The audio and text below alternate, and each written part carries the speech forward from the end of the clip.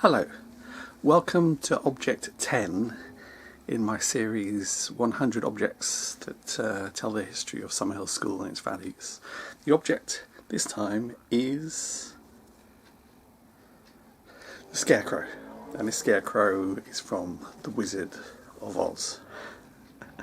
This is a little toy I take with me to Italy and to various other places in order to use in my presentations about Summerhill. And it's to make a very important point, but in a fairly humorous way. First of all, I like The Wizard of Oz in terms of the film. I must admit I haven't read the book. I've read about the book. So The Wizard of Oz is about a young girl, Dorothy, who with her dog, I think it's Toto, follows the yellow brick road, having been deposited in this strange world through is it a tornado or a hurricane? Anyway, she's lifted up and then dropped down and finds herself in this world where she's told or recommended that she should follow the yellow brick road in order to find the wizard and to find her way home. I mean, the interesting thing about the story is to do with the fantasy young girl, and she then persuades these three characters that she meets on her way, the Scarecrow, the Lion and the Tin Man, that in order to find their solutions to their problems, they should go and walk together and walk along the yellow brick road together to find the solutions to all their problems. So it's a very good image of a young girl as a hero. Another story I love is Momo by Michael Ende, where there's a young girl who is a hero simply through the fact that she has a character where she listens, and her listenings allows others to tell their stories. And then she realises that she can see these men in grey with their cigars who are sort of measuring time and ensuring that everyone uses time efficiently. And as a result, no one's got time to tell stories or to say hello to their friends, including her. And with the help of a tortoise, she saves the world from these men. But that's another story. Let's get back to The Wizard of Oz. Now, the thing about The Wizard of Oz is that it ends, and the Scarecrow, what is he looking for? He's looking for a brain. And at the very end of the film, The Wizard of Oz gives him, what does he give him in order for the Scarecrow to think he's got a brain? He gives him a diploma. And this is one of the biggest problems I see of our education system. I don't see the biggest problem being the fact that so-called schools are an inheritance from an industrial era and that they're similar to the factory schools now. I don't see that.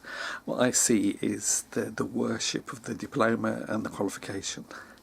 That we have it as evidence and we have it as a celebration of my degree certificate, my PhD, my A-level certificates.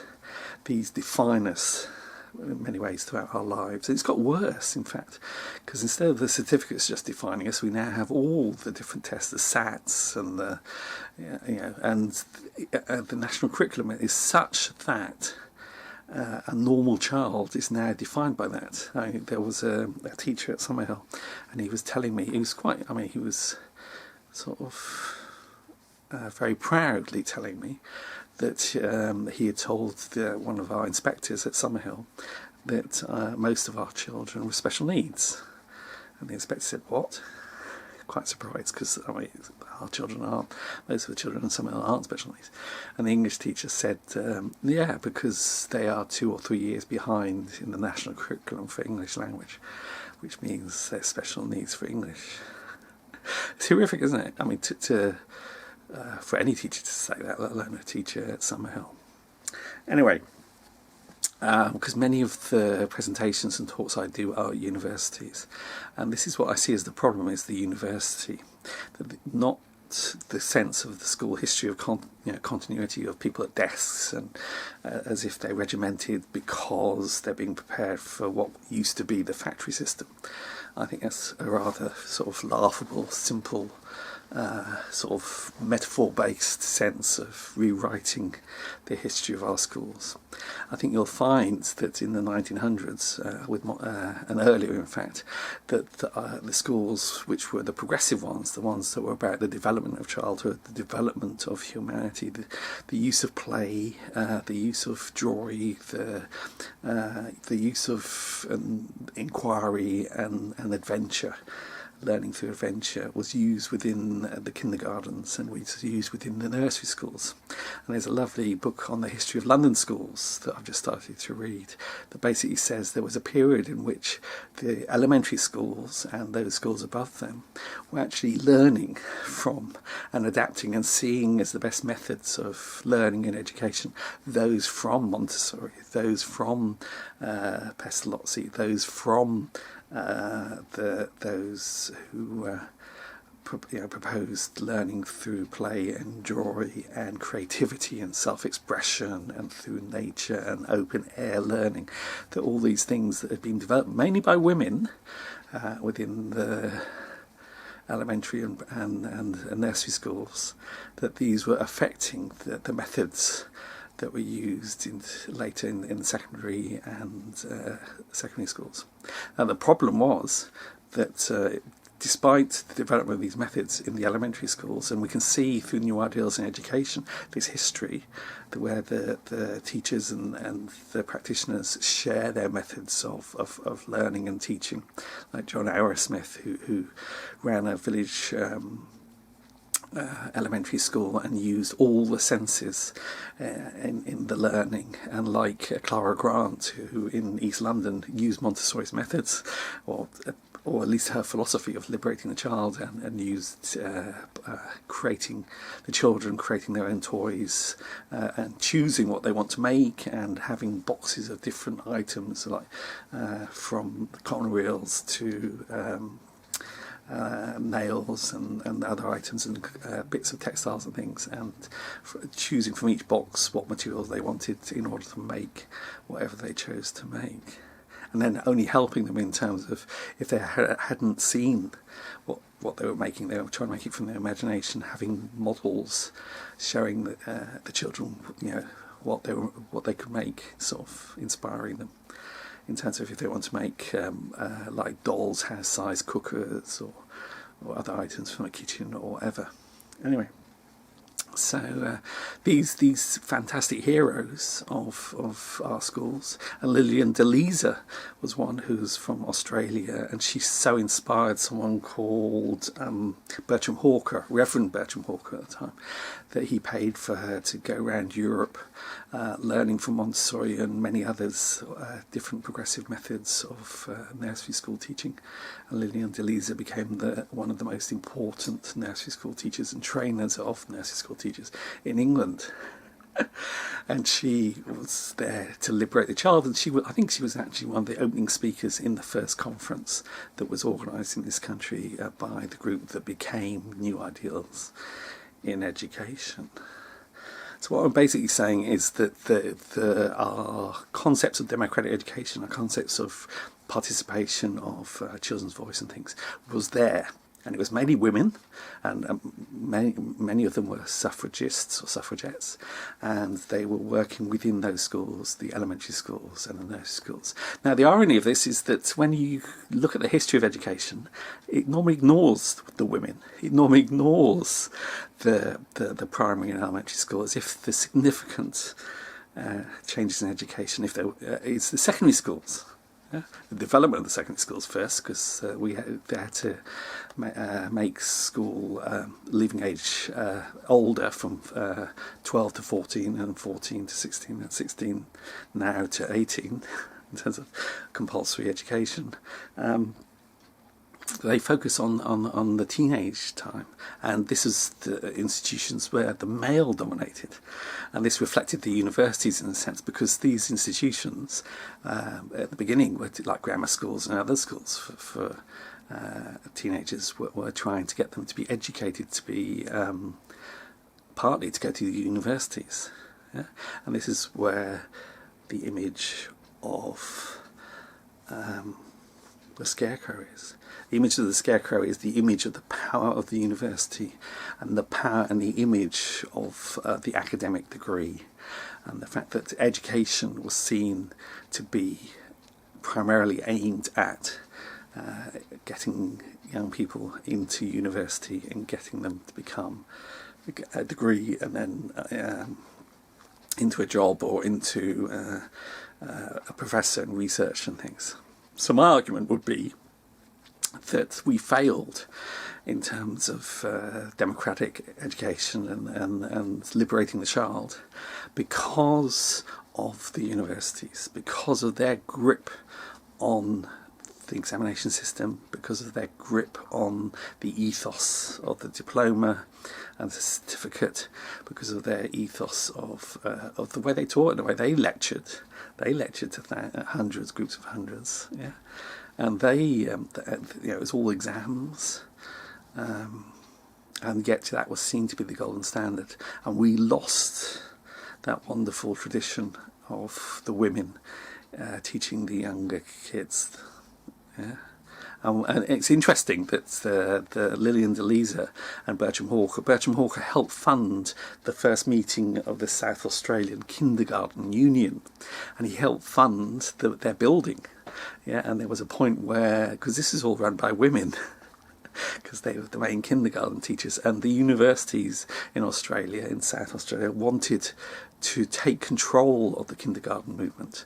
Yeah, and the women had to fight the men, the academic men, in order to maintain control of the kindergarten training and the kindergarten methods, and they won. Yeah, so isn't that brilliant? But in England, who won? In England, the universities, the male-dominated teaching at the blackboard with the gowns and lecturing. Yeah. I mean, just imagine, a lecturer is more important than a teacher. I mean, it sickens me, really. So to me, it's not about industrialisation and the creation of schools in order to get obedience from children because of industry. It's the exact opposite in a sense. It's getting obedience in order to churn out people who are academics, such that they can eventually go to university and then become professors and then control the system and become academics. And the thing about the academics is that they're into measurement. It's all about measurement and so-called objective observation in order to maintain their power and control over education. Yeah, and even the progressives, in the end, become islands. They become alone and bitter, and they write books that just, until now, in fact, until the last 10 years, sometimes don't even reach the teachers and don't really affect the way we teach in our schools. Indeed, New Ideals in Education actually looked at why they weren't succeeding in the secondary schools. Most of their case studies, they had after the third conference, they started having experimental days where they invited teachers and head teachers to bring to the conference case studies of their teaching methods, in order to so cooking and craft work and examples of all these, and maths teaching and music teaching, that were to liberate the child. So the teachers did this, and they commented on the fact that it was nearly all elementary schools. There were some secondary schools, like Norman McMahon and some others who worked in secondary schools. But and the reason they said that they had failed to get movement and change within the secondary schools was for three reasons. One was the national curriculum. Two was the inspection by results. And three was the parents who wanted their children to aspire to go to a university or to get good jobs. Those were the three main reasons why they failed within the secondary schools. Yeah, it's fascinating that that's still the reasons why we fail today. And not only does it cause us to fail in terms of creating our schools as schools based on children's rights and participation, it now dominates. It defines our education system. So all those teachers and industrialists and mainly women. I think 70% of the people who went to New Ideals in Education conferences were women, and HMI inspectors at one conference, there was at least 8 nationally important or county important HMIs were at the conference. Yeah? And at one of the conferences there was even the chief civil servant who was in charge or had been in charge of the education department. Yeah? And they would just turn in their graves if they saw how examinations and inspection by results and the competition between schools and the expectations of parents and the power of the universities to define the products of our schools, how these now dominate our whole education system. Thank you. Where I come from, we have universities, seats of great learning, where men go to become great thinkers. And when they come out, they think deep thoughts, and with no more brains than you have. But they have one thing you haven't got, a diploma. Therefore, by virtue of the authority vested in me by the Universitatis Comitiatum e Pluribus Unum, I hereby confer upon you the honorary degree of Ph.D. Ph.D.? That's Doctor of Thinkology. Sum of the square roots of any two sides of an isosceles triangle is equal to the square root of the remaining side. Oh, George, Thatcher! I've got a brain!